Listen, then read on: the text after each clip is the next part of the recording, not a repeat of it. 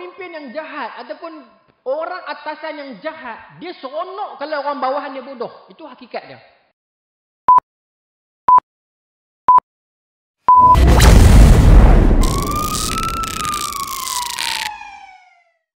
Bismillahirrahmanirrahim. Alhamdulillahilladzi khalaqal mauta wal hayata liyabluwakum ayyukum ahsanu amala wa huwal azizul ghafur. Ashhadu an la ilaha illallah wa ashhadu anna Muhammadan abduhu wa rasuluh. Wa nusalli wa nusallim ala sayyidina Muhammadin wa ala alihi wa sahbihi ajma'in. Radina billahi rabba wa bil islami dina wa bi Muhammadin nabiyyan wa rasulah. Tuan-tuan muslimin muslimat yang dirahmati Allah sekalian, Assalamualaikum warahmatullahi wabarakatuh. InsyaAllah tuan-tuan malam ni kita menyambung lagi pengajian kitab Madza Khasiral Alam bi Hintatil Muslimin. Untuk yang dekat dalam TikTok ni, saya terlupa bawa mic. Dengar clear ke noh, insyaAllah. Harap macam itulah. Baik.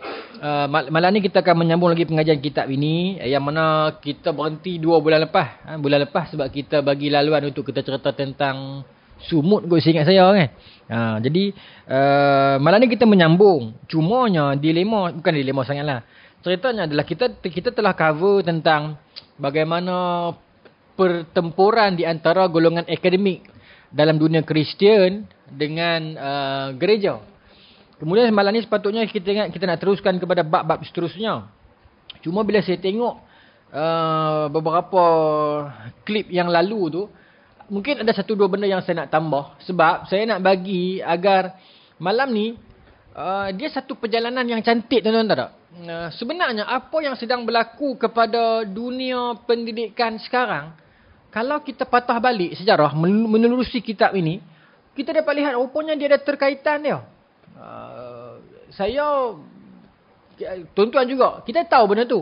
Cuma kita baru perasan bila kita baca yang ni. Oh, rupanya yang ni kot yang led into sekarang ni punya dunia ni. Tak apa, lagi saya akan buktikan saya punya premis tu.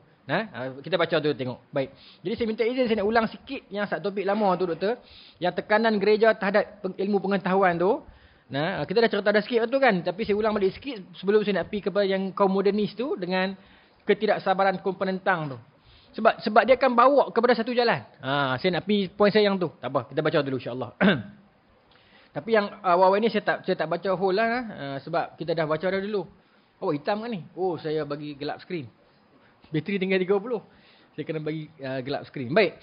Pada saat Eropah sedang mengalami kemajuan cara berfikir, saat para sarjana pengetahuan alam dan kaum ilmuwan mulai membuktikan ketidakbenaran ilmu geografi seperti yang dikemukakan oleh kitab-kitab. Saya ringkaskan.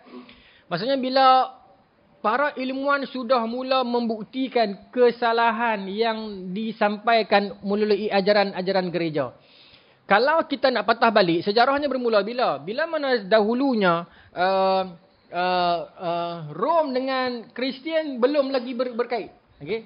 Rom dengan Kristian belum berkait. Maka ketika itu orang-orang dekat Rom hanya mempercayai tentang dewa-dewa dan sebagainya. Okey, baik. Maka selepas persidangan Nisia, persidangan Konstantinopel kan, pada kurun keempat Masihi, berlakulah asimilasi di antara gereja ataupun Kristian dengan kerajaan Rom. Maka Rom menjadi pentadbir kepada agama Kristian itu. Dia tidak berlaku kepada Islam, dia tidak berlaku kepada agama-agama lain pun. Dia Kristian ketika itu menjadi agama nasional.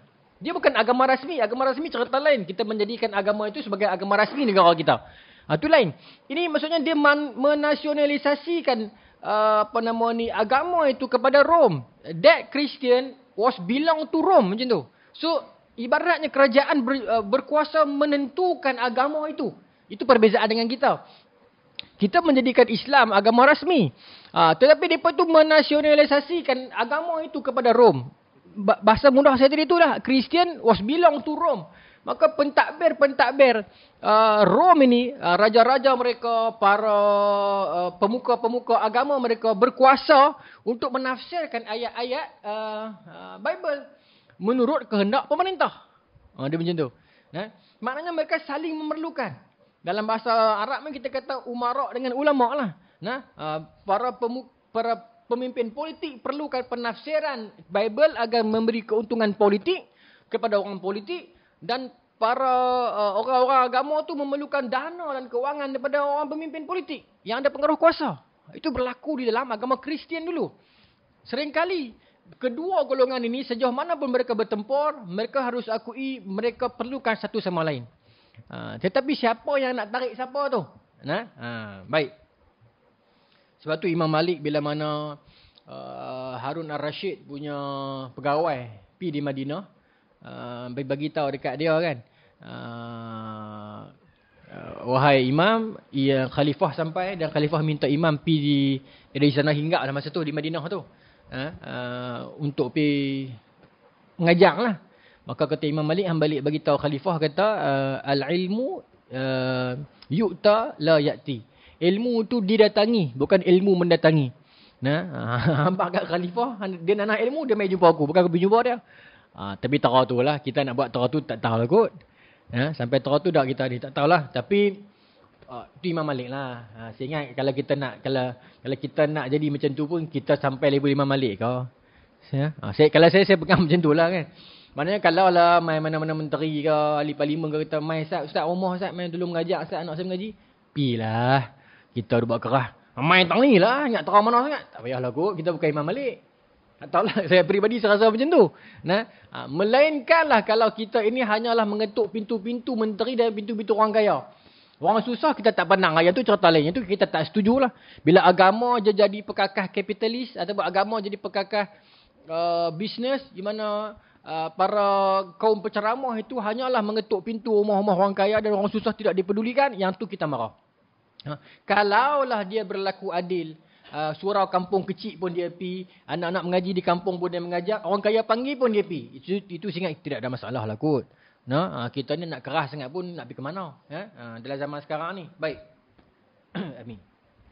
Maka tuan-tuan, kita dah cerita yang tu 2 bulan lepas tentang Galileo Galilei, Bruno dan sebagainya. Saya nak tambah yang ni. Baik. Kaum gereja mengkafirkan para ilmuwan yang ni ya. Kaum gereja mengkafirkan para ilmuwan yang berani menyatakan hasil penemuan ilmiah mereka. Polemik ni tuan-tuan, sampai tahap apa? Bila gereja berasa terancam. Dia cerita dia bila kerajaan dan orang agama bergabung dan mereka berhak menentukan arah mana agama mereka, maka mereka menetapkan bahasa ilmu hanyalah bahasa Latin. Maka bila rakyat tak faham, mereka kata ikut saja sudah. Maka segala penafsiran dalam Bible itu pun yang dilakukan oleh bukan ahli. Mereka ni orang mengaji agama tapi bukan mengaji sains. Bila datang dalam persoalan, nak membahaskan dalam persoalan sains, mereka main hantam sahaja. Saya bagi contoh. Hadis ni pun ada dalam Sahih Bukhari. Sahih Muslim. Iaitu hadis tentang Nabi Yoshua bin Nun tu. Kan Yoshua bin Nun, hadis Bukhari ingat saya. Di mana Nabi Yoshua bawa sebuah tentera nak lawan. Ingat nak bawa Bani Israel nak lawan untuk nak dapatkan Baitul Maqdis. Kemudian mereka perang tu Jumaat petang. Bila masuk Maghrib, Sabtu tak boleh perang dah orang Yahudi, orang Bani Israel. Maka elok-elok nak menang dah. Kalau turun matahari, mereka kena berhenti perang. Maka Nabi Yoshua mengatakan kepada matahari, ya Syams, wahai matahari, innaka ma'murah wa ana ma'murun. Hang juga makhluk Allah ini yang ada perintah, you ada apa? Beban perintah, aku pun ada beban perintah. Maka bila dia kata macam tu, dalam hadis sebut matahari berhenti kan. Matahari berhenti sebentar bagi laluan untuk depa perang sampai habis, barulah matahari turun. Itu versi itu tuan-tuan dalam Sahih Bukhari ada, dalam versi Christian Bible pun ada. Cuma dalam versi kita perbahasan cara ulama kita lah. Tetapi dalam versi Kristian, bila orang bertanya kepada mereka dalam riwayat tersebut, mereka mengatakan apa? Itu bukti matahari pusing bumi. Itulah dia main macam itulah. Itulah bukti. Bila itu antara salah satu contoh lah, banyak lagi lah kan. Maka bila main golongan-golongan yang mula mengkaji dan merasakan tak betul ni. Apa yang disebutkan ni tak betul. Maka Galileo Galilei apa semua ni cuba mencabar semua benda-benda yang dibawa oleh Ptolemy dulunya. Kita pernah cerita dah 2 bulan lepas. Maka mereka ini dihukum. Bruno, Giordano Bruno. Kemudian Galileo Galilei. Copernicus ni dia tak sempat dihukum. Dia mati dulu. Selepas dia mati barulah dia dikritik oleh gereja. Tapi tak apalah. Apa yang gereja buat? Gereja buat disebut sebagai Inquisition Court.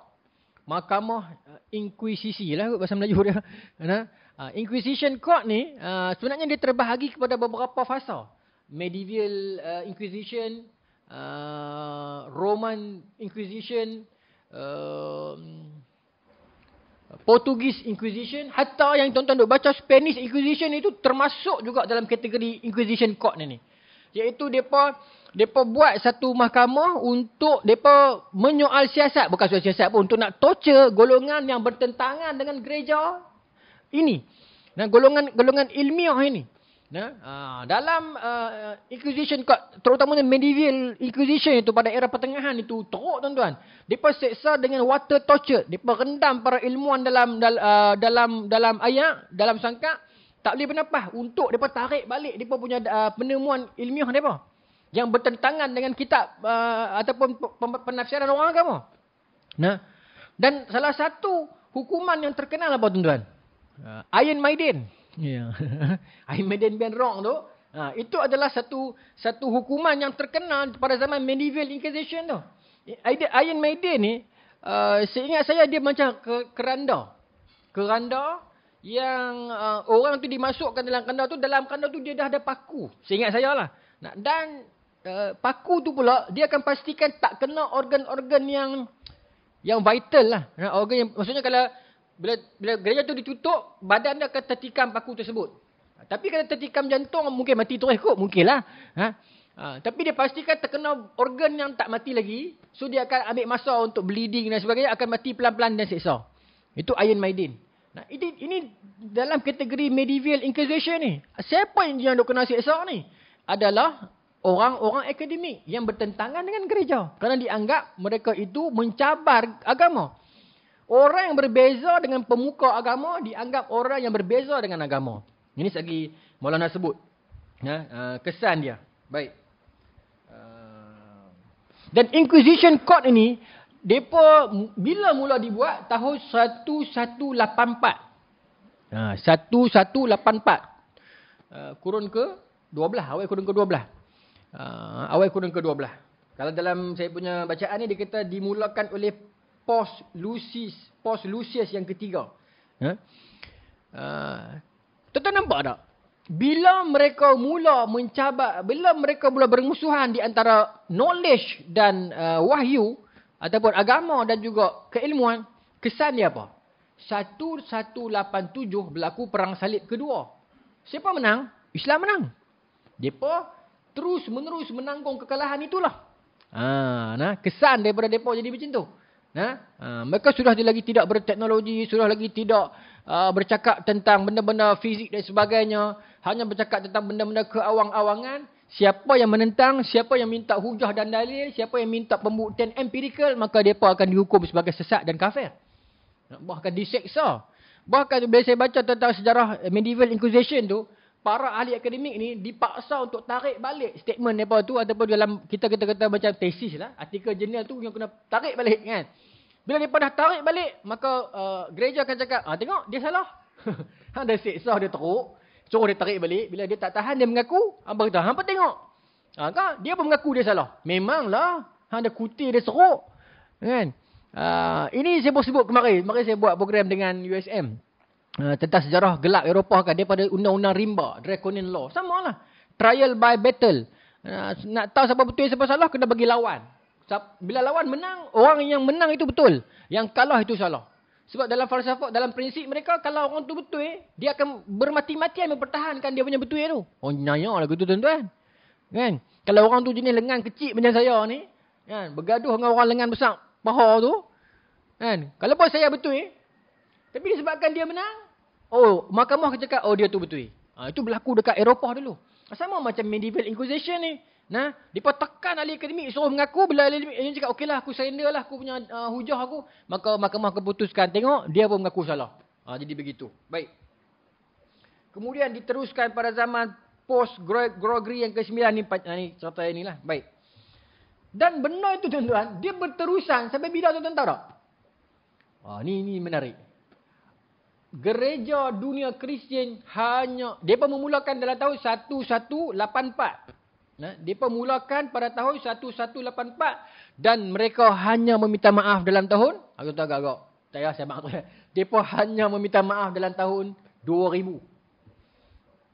2000. Lama. 2000 tu saya dah jam 4. 1184 dia start Inquisition tu, Court Inquisition. Dan gereja cuma buat keluar statement rasmi. Dipanggil The Day of Pardon. Ya, tuan-tuan nak carilah. 12 Mac tahun 2000. Tak silap saya dekat apa? Vatican tu. Kalau saya salah nanti betulkan. Tapi saya ingat saya 12 Mac tahun 2000. Pope pada ketika tu, apa nama tahun 2000 tu, dialah yang buat, disebut sebagai The Day of Pardon. Dan gereja mengakui kesilapan gereja dalam menghukum para ahli akademik sepanjang 1000 tahun dalam sejarah. Dia pun mengakuinya akhirnya. Maksudnya official punya statement pardon, official pardon lah. Statement rasmi yang pihak gereja memohon maaf kepada dunia akademik. Kerana kezaliman mereka terhadap ahli akademik hanya berlaku dalam tahun 2000. Maksudnya zaman tuan-tuan dah sedar. Saya yang muda pun sedar. 2000 saya dah jam 4 sedang dah lah kot. Ryan, mana tu bila banyak? Oh, dia tak sempat. Dia dalam proses. Dia dah lagi dulu. Proses. Takkanlah bohong kan? No? Pope John Paul. Betul tak? Pope John Paul yang kedua. Pope John Paul. The Day of Pardon. 12 Mac ingat saya. Betul tak? Oh. Maksudnya dia buat step macam minta maaf lah, pardon lah, you know? Dia terkilah. Tak kira tak full, tak ikhlas juga. No? Itu cerita dia. Ya? Dahsyat tu penyiksaan ni pun ni. Baik. Saya nak baca sikit. Saya punya bacaan ni sikit, baca kat tuan-tuan sikit lah. Sebab satu benda yang menarik yang saya ingat saya kena main buku ni untuk baca juga. Tak boleh lari tuan-tuan. Bila kita bercakap tentang bila Barat ataupun Kristian mula untuk meneroka ilmu, di belakangnya senantiasa ada Yahudi. Tak boleh lari. Nah, ini malah ni kita puji ni. Kita orang tak ban lah kot. Tapi puji bukan puji akidah dia. Perangai mereka ni. Ada satu buku tuan-tuan. Tahun 2010 saya beli. Tajuk dia Mengapa Yahudi Berprestasi Tinggi. Menarik buku tu. Dia buat main satu-satu elemen di dalam kepercayaan mereka tu yang kepentingan seorang ibu terhadap pendidikan anak. Kepentingan untuk study group dan bincang. Kepentingan untuk bertanya if dan then. If sekian, then sekian. Itu mereka telah tanamkan sejak kecil. Berdosa dah saya cakap ni. Tak tahu no. Disuruh kemanusiaan lah ni. Mereka memang macam tu. Mereka sangat tekankan ilmu. Bahkan dalam buku tersebut, saya tak buat balik, saya minta maaf. Nanti jadi tebal sangat. Dalam buku tu dia buat keluar data jumlah pembaca buku dunia terbanyak tahun 2009 ke, sebab buku tu 2010. Yahudi Israel nombor 2 dunia.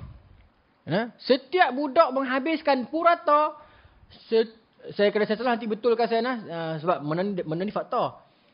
Sebulan bukan sebulan. Setahun dalam 11 buku kot.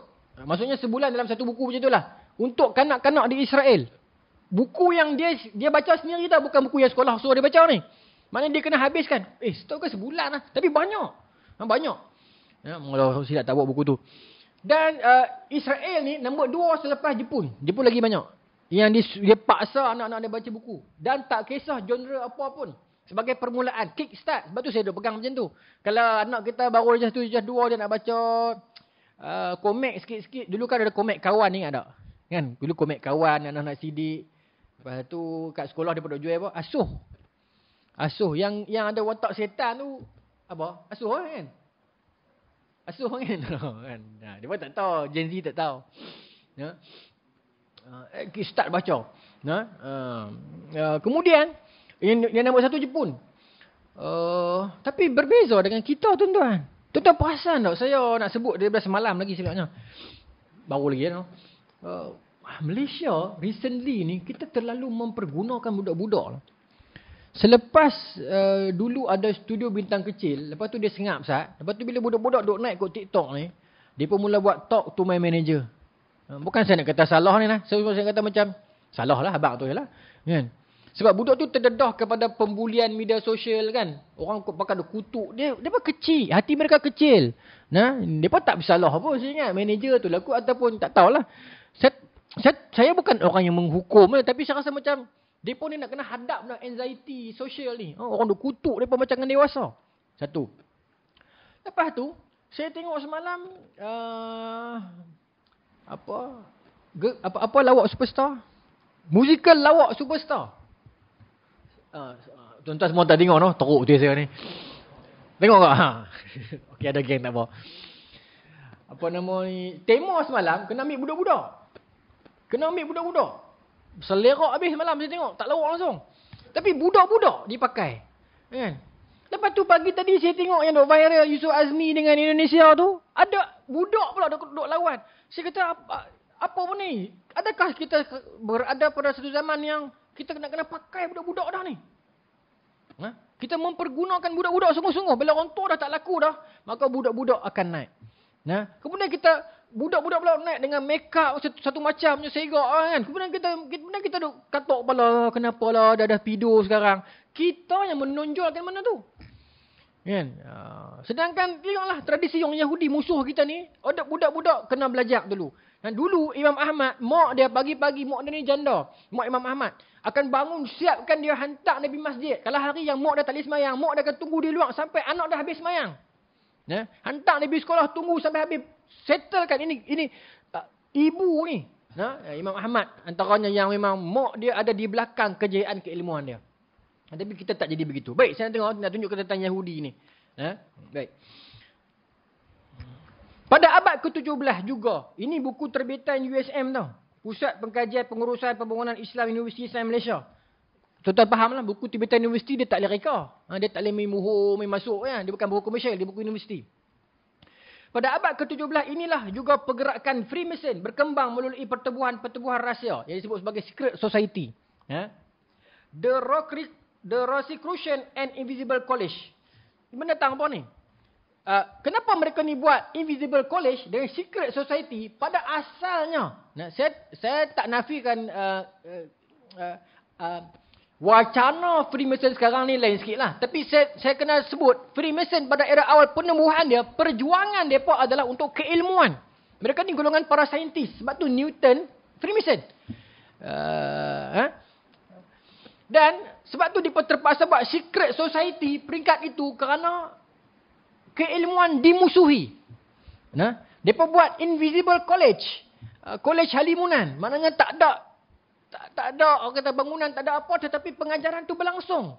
Mungkin nota bagi lepas hang baca, hang koyak, hang bakat ke mungkin. Mereka terpaksa sampai tahap tu untuk nak belajar. Sebab pemimpin yang jahat. Sebut macam tu. Pemimpin yang jahat ataupun orang atasan yang jahat, dia seronok kalau orang bawahan dia bodoh. Itu hakikat dia. Maaf sebut, orang agama yang jahat, dia suka kalau orang bawahan penganut agama dia jadi bodoh. Sebab dia mudah untuk tipu orang itu. Dia suka kalau rakyat dia terus jadi bodoh. Itu yang Kristian zaman itu nak. Biar hampa bodoh, hampa tak boleh baca Latin, hampa tak faham penafsiran ayat-ayat Bible, biar kami tipu hampa ke mana pun, hampa akan percaya. Dosa banyak ni sekian ribu bayar, dosa banyak tu sekian juta bayar. Hampa akan bayar kerana hampa takut pada akhirat yang kami momok-momokkan. Yalah, akhirat tu betul. Tapi cara dia create mana tu agar orang takut.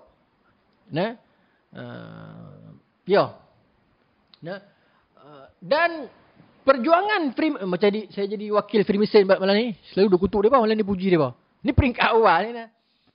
Depa buat Invisible College, Secret Society tu untuk nak pastikan geng-geng saintis depa ni senantiasa terdedah dengan ilmu. Saya baca lagi nah. Baik.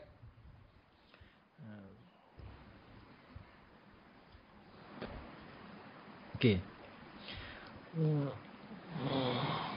Sebagai gerakan sulit, kumpulan Rosicrucian ini bergerak secara rahsia melalui Invisible College.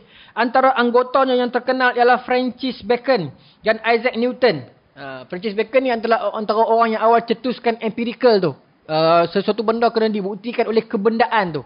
Itu kesan yang kepada dunia hari ni yang saya kata relate tu. Lagi saya contoh Okey.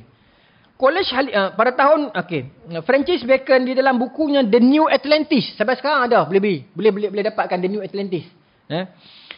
Pada tahun 1662 Kolej Halimunan yang selama ini bergerak di Gresham College muncul di alam nyata dengan nama The Royal Society of London. Hanya selepas beratus tahun, barulah Invisible College itu visible di London dengan nama The Royal Society of London di bawah Raja Charles yang kedua. Baru muncul. Raja Charles yang kedua ni tahun bila? 1660. Raja Charles yang kedua ni lah zaman The Restoration of English Monarchy. Yang bapa dia kena bunuh dulu tu. Tu pun cerita pasal Yahudi jugalah tu. Yang keterlibatan Yahudi untuk memfitnah Charles. Akhirnya England tidak ada monarki. Dia main sat Oliver Cromwell. Akhirnya Oliver Cromwell pun mati. Dia restore balik English monarki. Itu cerita panjang. Itu keterlibatan Yahudi dalam tu. Itu jahat lah. Baik. Isaac Newton menyertai The Royal Society of London ini pada tahun 1703 dan menjadi fellow dan seterusnya menjadi presiden sampai meninggal dunia dalam tahun 1727. Itu cerita dia. Baik. Kemudian dia cerita tentang Galileo Galilei menulis buku-buku Starry Messenger, A Letter to the Grand Duchess Christina. Dia hantar surat kepada pemuka-pemuka gereja bagi tahu salah ni Tok Guru. Salah ni yang hampa sebut father. Yang ni salah ni. Dalam bab agama mungkin hampa betul. Tapi dalam bab sains hampa jangan nak pandai-pandai. Tapi Galileo Galilei dikenakan perintah tahanan rumah sampai dia mati. Pertempuran di antara golongan akademik dan golongan agama ini berlangsung beratus tahun dekat dunia Kristian. Sampai kesannya lagi kita akan speak pada bab seterusnya. Kesannya dahsyat lah. Kemudian muka surat 70. Baik. Dan daripada semua tu tuan-tuan, terbit seorang lagi lelaki ni saya dah sebut 2 bulan lepas. Iaitu Descartes ni. Descartes yang buat Cartesian Dark tu. Descartes ni pula dia yang lahir seterusnya, dia menggagaskan teori dark tu. Bukan dark, apa? Doubt. Doubt. D-O-U-B-T. Doubt tu nama bandel kat Pasifik tu kan. Doubt. The Cartesian Doubt. Cartesian tu sebenarnya nama dia juga. Descartes ni nama dia. Cartesian tu nama dia dalam bahasa Latin je lah. So, doubt ni apa? Shock. So, Cartesian ataupun Descartes ni dia menganjurkan teori yang apa pun yang datang kepada kita, kita berhak untuk shock dulu. Ini antara idea dia untuk dia sebenarnya bahasa halus dia nak beritahu kepada orang-orang Kristian kat Eropah masa tu, apa saja yang terbit daripada ustaz-ustaz Kristian ni, kita berhak syok dulu. Dia menimbulkan syok. Nampak tuan permainan dia halus. Dan tuan-tuan, kalau tuan-tuan jujur kepada diri, segala-galanya yang berlaku dalam dunia Kristian sebenarnya kita sedang mengulangi sejarahnya balik. Pada zaman itu Kristian sedang membahaskan benda yang lagi tak faham, lagi hebat orang tu. Dulu tu. Dan bila orang tak faham, kita kata, percaya sudahlah. Percaya sudahlah, tu dah cakap banyak lah. Maka, datang Descartes ni yang menyerbitkan Cartesian Doubt. Maka ada beberapa persoalan lah. Selagi tak ini, doubt dulu. Ada. Kenapa, bagaimana, panjanglah cerita tu. Tapi nak abang kata, benda tu berjaya. Bila orang cakap tentang neraka, yalah, kalau Islam ada bab kita kena question, ada bab kita terima. Habis tu Islam tidak ada penjelasan ke? Islam dah saya cerita. Sekarang lah saya cerita. Okey, macam ni. Dalam Cartesian Doubt ni, dia ragu-ragukan segala-galanya sampai tahap akhirnya poin dia ada istilah Rom kat sini. Ni. Saya tak tahu nak bunyi macam mana. Cogito ergo sum. Sum ke sum. Ni bahasa Latin ni. Ini axiom Descartes yang paling terkenal. Maknanya, aku wujud, maka aku ada. Maknanya, akhir sekali yang tak ada doubt adalah aku ya. Saya ingat Dr. Fazal Tehrani pernah tulis buku dia tajuk itu.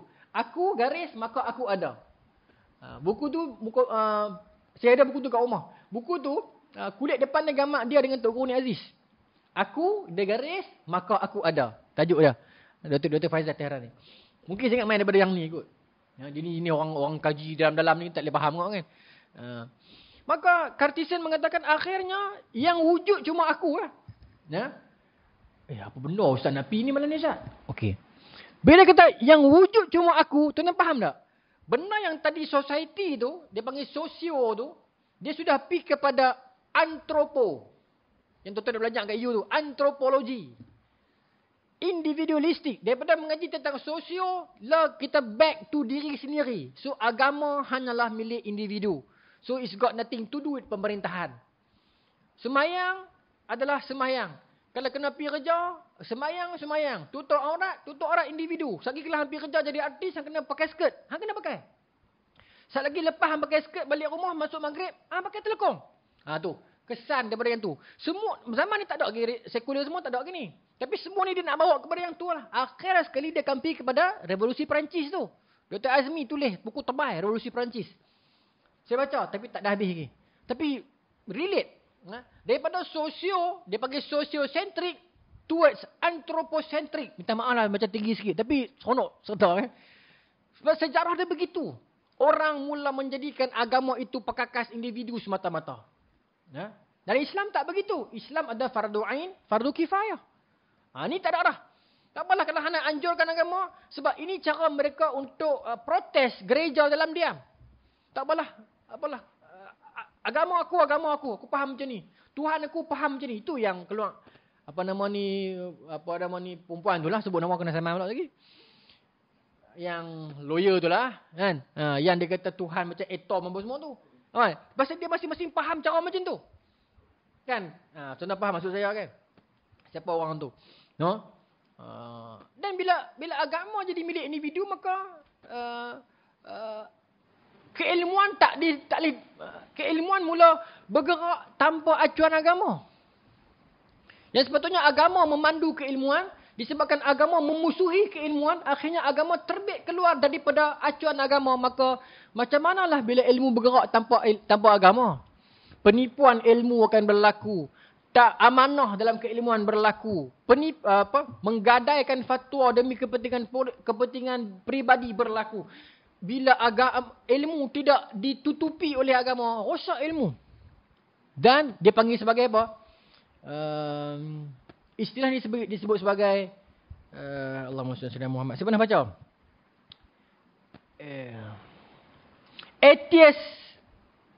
Atheist apa? Atheist academism. Macam tu. Kalau saya salah, dia betul kan saya. Tapi dia ada istilah tu di Eropah. Agama menjadi keilmuan yang mulhid. Bahasa kita. Tapi dia ada istilah rasmi dah. Atheist something. Atheist academism ke atheist apa? So, kita melorongkan agama ni akhirnya tidak sampai kepada Tuhan pun.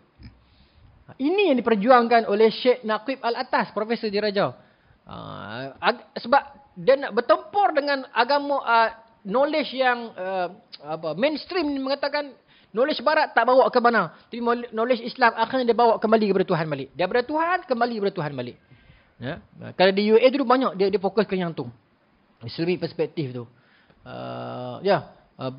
Syekh Naqib Al-Atas antara yang pemikir agung dalam bab mengembalikan knowledge kepada agama dia balik. Ya? Baik. Okey. Saya baca muka surat seterusnya tuan, yang muka surat 210 tu. Perlawanan kaum gereja. Baik, sikit lagi. Jadi, bila jadi macam tu tuan-tuan kan? Bila jadi macam tu, mencetuskan syak. Adakah Islam tak boleh mencetuskan syak? Sebenarnya, it's okay lah untuk kita ragu untuk sesuatu kan. Bila orang main cerita kat kita, kan? Dalam Quran bersebut, bila datang orang fasik, inja'akum fasiqun binaba'in fatabayyanu kan. Bila datang orang bawa berita, kamu kena tabayyun. Mana kita syak dan kita persoalkan dulu. Dalam Islam juga ada syak. Tapi apakah yang membezakan syak dalam Islam dengan syak yang disebutkan oleh Descartes ini? Ataupun Cartesian doubt ini? Apakah perbezaannya? Baik. Dalam Islam, syak itu akhirnya akan terubat dengan yakin. Dan yakin tak boleh menukar syak. Kaedah fiqh. Al-yaqin la yuzalu bisyakki. Yakin tak akan boleh ditutupi dengan syak. Nah, kita semayang. Lepas semayang, kita dah bagi salam, kita dah keluar pergi makan. Lepas tu tengok dekat keblekat ada tai cicak. Kita doa lah, tai cicak ni ada ke tak ada masa tengah semayang tadi, tak tahu. Aduh, batal ke tak batal, tak tahu. Keyakinan datang. Kalau kita bulat, tak ada, tai cicak ni baru kena kat luar tadi. Kita yakin sungguh. Dalam kaedah fiqh kita apa? Sah semayang kita. Yakin. Tapi kalau kita duduk 50-50 ish, Titik cicak ni ada masa bila tak tahu. Ada masa bila tak tahu. Tak sah kena sembahyang lain. Tuan-tuan pun tahu kaedah tu kan. Betapa kuatnya keyakinan tu. Nah, sebab tu al-yaqin la yuzalu bil syakki. Yakin tak boleh dikalahkan oleh syak. Bahkan tuan-tuan baca kisah Nabi Allah Ibrahim AS. Bila Nabi Ibrahim AS tanya kepada Allah, Rabbi arini kaifa tuhyil mauta. Wahai Ibrahim, ya Allah, tunjukkanlah kepada aku bagaimana engkau menghidupkan orang mati. Allah kata kepada Nabi Ibrahim, adakah kerana kau tak yakin wahai Ibrahim? Apa kata Nabi Ibrahim? Bukan tak yakin, tetapi untuk lihat ma'innal qalbi, untuk menenangkan hati, memuaskan hati saya. Kan? Sebab tu Islam terbit dalam kaedah yang pertama, ilmu yakin.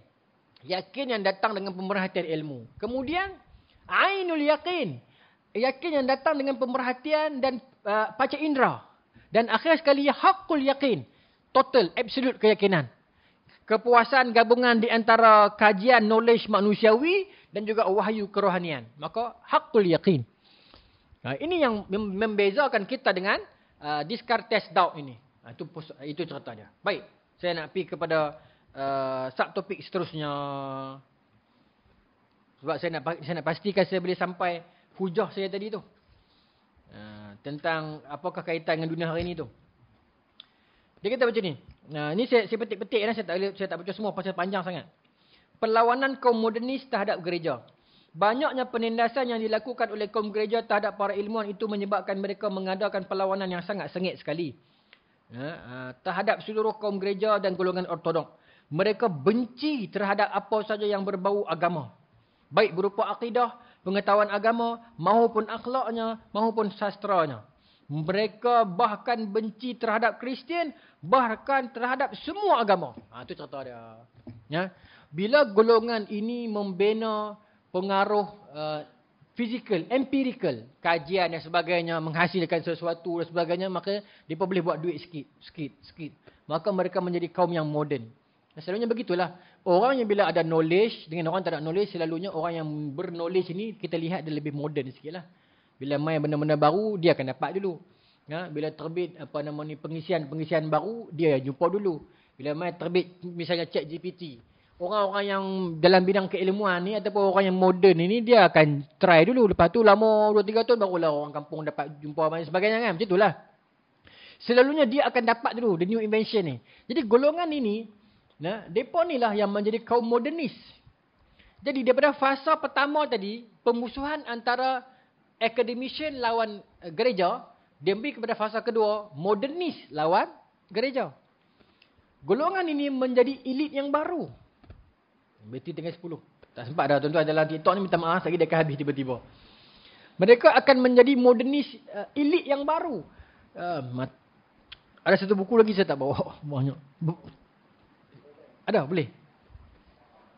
Ada penyelamat Abang Nar Rashid. Tuan-tuan follow Abang Nar Rashid.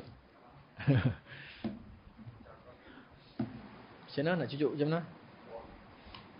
Bawah ni. Sekejap dia gantung pula. Tak apalah, boleh kot. Kena angkat sikit.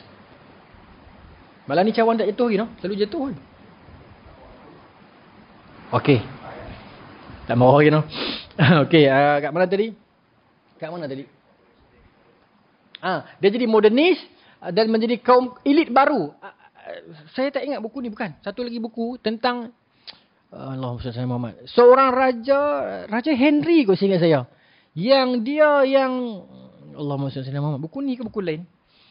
Tak apalah tuan-tuan, ni homework lah. Tuan-tuan cari balik. Dialah yang dia ni yang bertempur dengan gereja. Pasal bagi dia, gereja dah ambil alih kuasa raja dah lama dah. Monarki ketika itu, sebab selama ni monarki duk bergabung dengan gereja.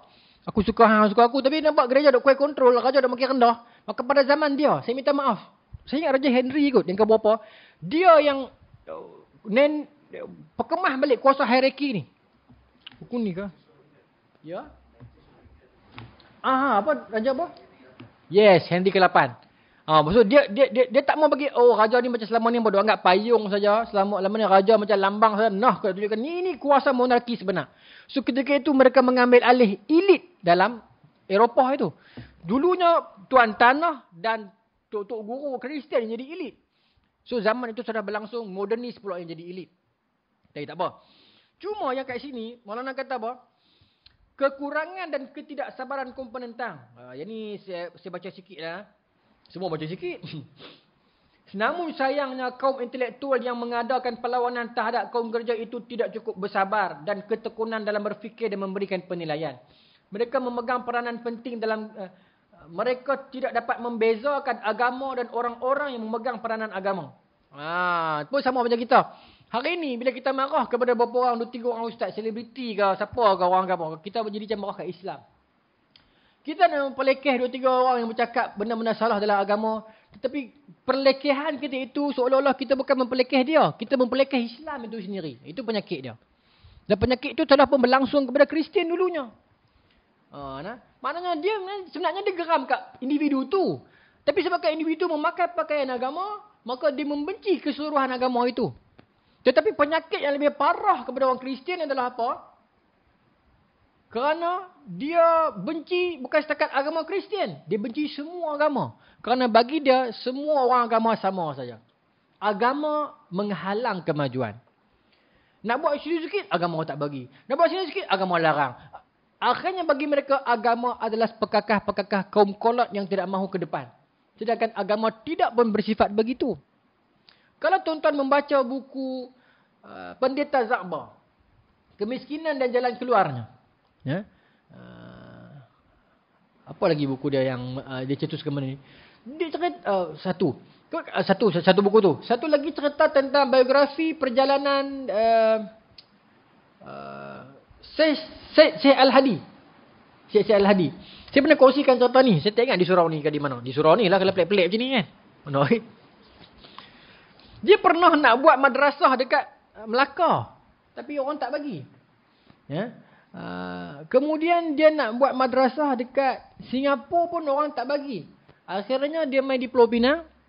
Sebabkan dia baik dengan salah seorang tokoh di Pulau Pinang tu, Bejanit tu, akhirnya dia berjaya buat Mahat Al-Masyur.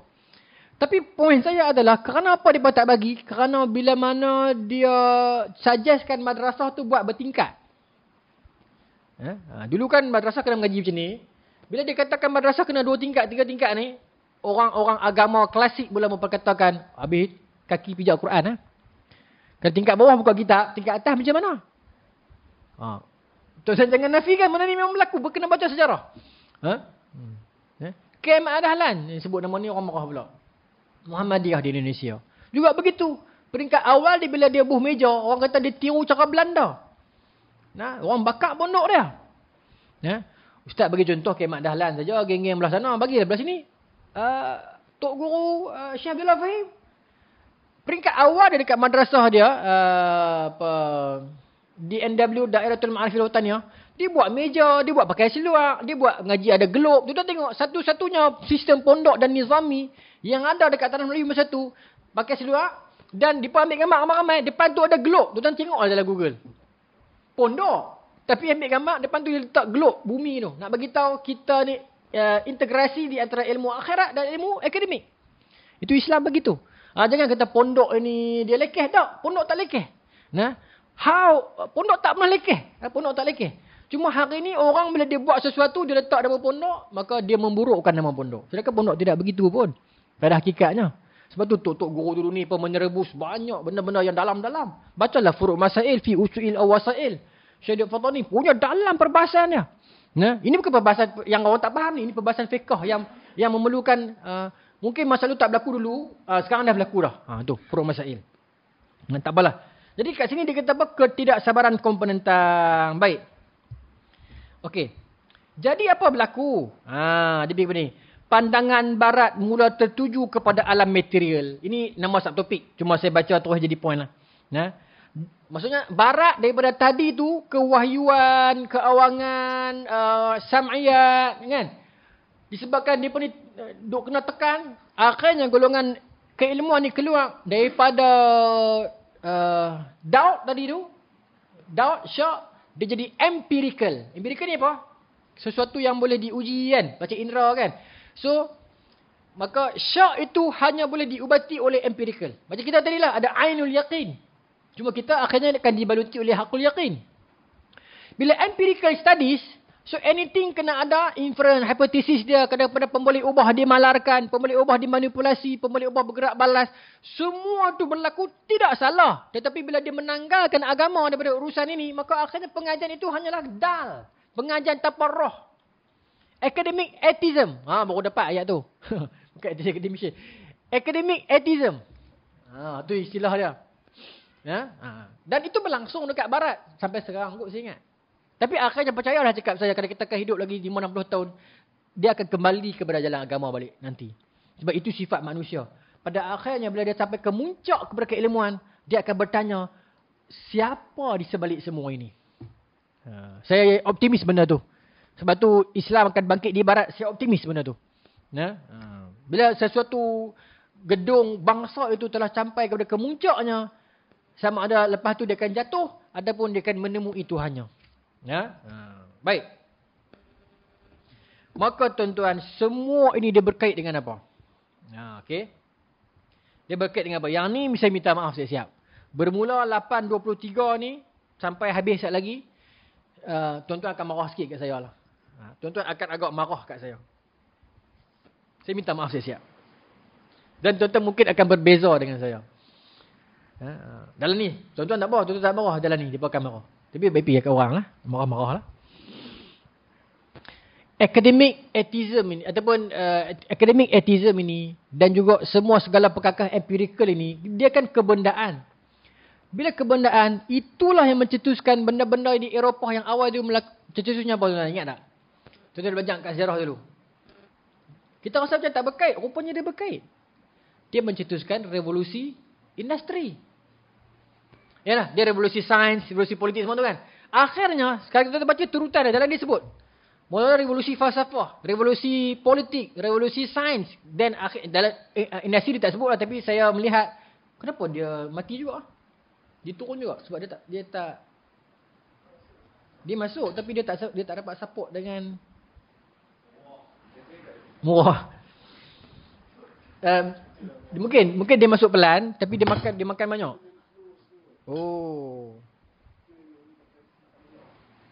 Dia makan banyak. Minta maaf tuan-tuan, BT tinggal 3. Dia dah cucuk power bank, tapi dia tak support. Ni handsetnya ortodok ni lama-lama punya. Baik. Sebenarnya saya nak bagi dia support lah. Tak apalah. Sembang ni buang masa lagi. Dia menerbitkan revolusi industri. Sebab everything kena dibuktikan dan dipatentkan, diterbitkan. Maka apa kesan dia? Segala keilmuan itu diperuntukkan untuk keperluan industri. Yang tu saya nak pergi sebenarnya. Maka akhirnya universiti terbina bukan untuk mendalami keilmuan, tetapi untuk melihat kepada pasaran kerja. Kos-kos itu dicipta untuk melihat kepada dia nak kerja apa nanti dan sebagainya. Pertambahan universiti di universiti itu bukan untuk memenuhi keperluan kehendak insani masyarakat kat mana yang kita kurang, tetapi untuk memenuhi keperluan kehendak pasaran industri pada masa depan. Saya tak kata salah, tapi itulah yang kita berlaku sekarang ni. Dan itu belum kita cerita tentang bagaimana mereka menjadikan keilmuan itu sebagai bisnes. Pada zaman saya, 2010, itu kemuncak zaman terbitnya universiti-universiti swasta. Saya boleh list 10-20 nama, tapi takut kena saman. Tapi tuan-tuan tahu, universiti swasta di rumah-rumah kedai muncul macam cendawan. Apa mereka punya modus operandi mereka? Menawarkan peluang kedua. Anak-anak pakcik boleh buat degree. Sedangkan anak dah 6E SPM. Dia bagi buat degree. Degree pula dalam bidang apa? Nursing. Ni. Dan dia tahu pun budak tu tak boleh pun survive nanti kat pasar kerja. Tapi dia buat juga pasal apa? Pasal dia tahu. Masa tu dalam otak pakcik-pakcik kampung, di kampung-kampung, aku nak anak aku gantung juga scroll degree kat dinding rumah. Betul tak? Zaman tu. Setiap keluarga kena ada seorang juga gulung ijazah satu. Dan mereka ini didorong oleh apa aku geram ni? PTPTN. Sebab apa mereka boleh survive? Sebab mereka tak ambil duit orang secara direct. Mereka ambil duit orang secara halus melalui PTPTN. Dia create universiti, macam mana bodoh pun universiti tu, minta maaf lah, rumah kedai ke apa ke. Dia tak perlu ambil duit benda tu sekarang. Dia ambil duit PTPTN. Jadi PTPTN hanya menjadi mesin untuk menghalalkan tindakan kapitalis-kapitalis akademik ini. untuk memenuhi nafsu serakah duit mereka ni. So, mereka membina kekayaan dengan memperjudikan nasib anak-anak kampung, tuan-tuan. Tuan setuju dengan saya? Di Kuala Lumpur dulu, kita jumpa banyak.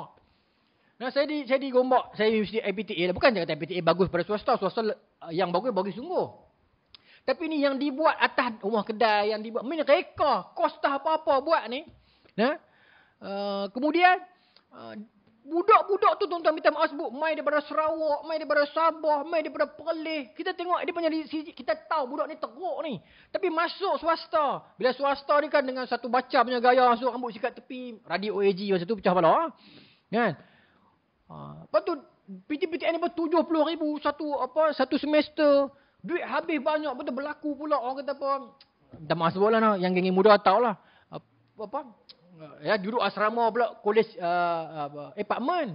Campur lelaki perempuan, tak campur lah satu rumah, dia campur lain rumah. Tapi alah, dalam ni orang tahu. Siapa yang borang muda, pernah hidup, pernah berkawan, dia tahu apa yang saya masukkan ini.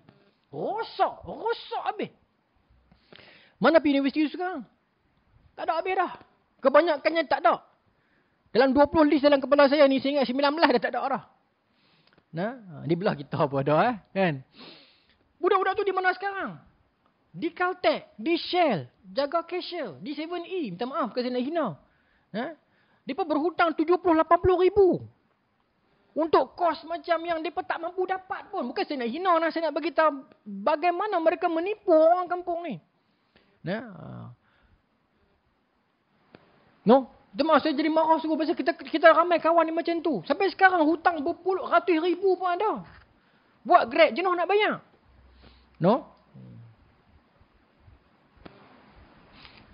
Jenuh nak bayar. Itu kesan daripada bila mana keilmuan tidak dibaluti oleh keagamaan. Kemudian bila cerita tadi tentang academic for industry. Tadi itu academic for business. Itu memang dah merepek dah. Dah terlalu merepek dah. Sebab tu sekarang bila kerajaan dah jadi jam. Tuan-tuan tahu tak, kita ni ada lambakan degree holder. Sedangkan position untuk 41. Lah bukan 41 lah apa? 9. Grade 9 kan untuk 41 kan. Lambakan degree holder. Termasuk dengan IPTA, PTS terlalu banyak. Sedangkan posisi untuk degree holder tak banyak. Tetapi mana-mana jabatan, melainkan sekolah dan hospital lah. Itu tentulah ramai degree. Tapi macam jabatan-jabatan kan. Kebanyakan posisi 27, 17, 19 ni yang ramai. Timbalan Mengarah 41 ni seorang, dua orang. Jadi, tapi mereka ni lah yang ramai. So, akhirnya sekarang ni jadi apa tuan-tuan tak? Ramai sangat yang dia ada degree, dia ada master, tapi pekerjaan ni apa? Kerani yang grade SPM. Bukan saya salah. Saya tak kata salah nah kat ipar saya seorang degree. Tetapi sebabkan tak upaya dah nak bersaing, dia kerja 1%. Bye-bye tuan-tuan. Bye-bye sekejap. 1%. Apa nama ni? Terpaksa. Saya tak kata dia beri salah dengan marah saya. Dia pun tak salah. Cuma akhirnya, dia dapat sebulan 2,500 dengan grade SPM. Dia hutang 80,000 dengan PTPTN. Benda ni kena nampak. Tapi sekarang ni mungkin kerajaan dah nampak dah. Dulu pun nampak jugalah kot. Saya nak berlaku adil lah. Dia pun mula buat TVET. Mulalah nampak skill lebih penting sebenarnya. Kemahiran. Pi kepada kemahiran. Gaji lebih banyak. Hutang pun tak ada. Pi buat CIDB. Hutang pun tak ada. Dapat elang lagi kot atas. Giat marah. Banyak boleh buat. Tapi dulu mentaliti kita. Anak aku kena ada degree juga. Kos lelong pun tak apa. Jadi ada degree. Sekarang ni mak ayah dalam ni ingat. Tak payah dah. Tak payah degree pun tak apa. Skill adalah lebih penting. Bila dia ada proses skill tu. Then dia buat degree di kemudian hari pun tak apa. Sekarang ni ada TVET Madani dan sebagainya. Maksudnya kita dah ada skill. Tak ada degree. Kita dah masuk industri, kita boleh claim degree lepas pada tu. Betul yang bagus kena sebut bagus lah kan. Maknanya dia tak ada degree. Dia ada skill. Dia masuk kemahiran industri, dia buat kerja, dia ada bengkel, sampai dia ada pengiktirafat, sampai dia memang power betul. Then dia boleh claim degree tu. Tapi adalah dia punya periksa dan sebagainya. Cenama macam PhD lah. PhD yang dalam kurungan tu. Dia panggil PhD apa tu? Satu PhD kita dapat dengan kita buat research. Satu PhD kehormat. Macam tu lah. So, dia ada sumbangan dekat dunia luar. Akhirnya universiti iktiraf dia dengan bagi PhD kehormat tu. Macam tu lah lebih kurang. Konsep yang cuba TVET Madani buat ni. Bukan saya nak promote Madani malam ni lah. Jadi tahu dia ni sokong Madani pula. Apa komen Ustaz Anwar Ibrahim menari dengan Trump? Yang tu paling glamour lah. Saya tak mau berbalah dalam bab tu lah. Tak setuju lah saya tak setuju lah. Tak boleh lah menari itu. Sambut saya setuju lah. Tapi tak apalah. Mungkin spontan kot. Saya sangka baik sajalah. Mungkin dia spontan. Saya tak mau. Saya penyokong kerajaan pemerintah. Esok kerajaan bertukar. PN pun saya sokong PN juga. Itu punya awal yang baik. Nampak cara lapik tu. Okey, tutup dengan ni tuan-tuan. Dan Malaysia pun tak mau terlepas daripada Academic for Industry. Kita pun buat Research University. Research University tahun 2004. Ada 4 universiti kan. Universiti Malaya, Universiti Putra, Universiti UKM, USM. 4 universiti yang research. Saya baru tengok tadi. Artikel ini LKAN. Laporan Ketua Audit Negara.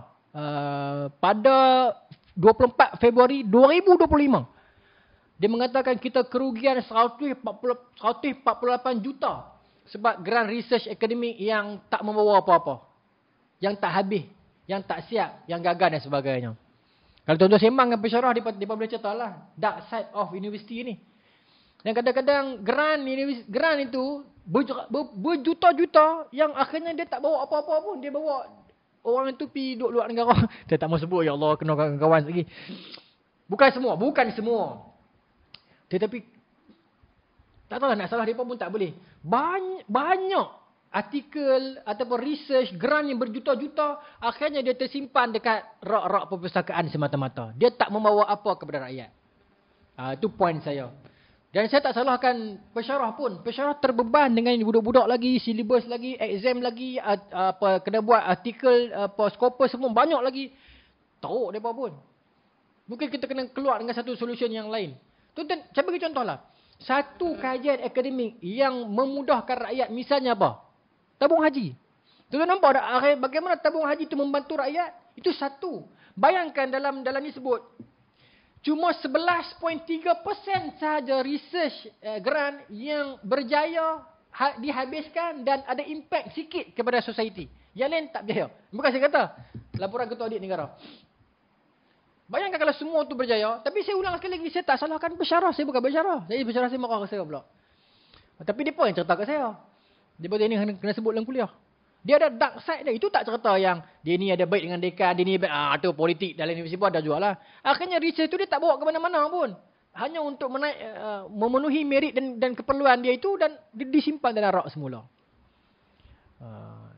Itulah academic for industry. Sedangkan kalau kita tak tahulah jauh tadi kita cakap pandai pula kan. Tapi sebenarnya itu memang berlaku dalam dunia akademik. Saya minta maaf kalau benda tu orang marah. Tapi sebenarnya kawan-kawan pensyarah juga yang cerita. Yang minta saya cerita. Dan saya pun baca benda tu lama dah. Cuma saya takut nak cakap. Tapi bila tadi saya buka dalam laporan Ketua Audit Negara tu. Betul lah rupanya. 11.3% sahaja.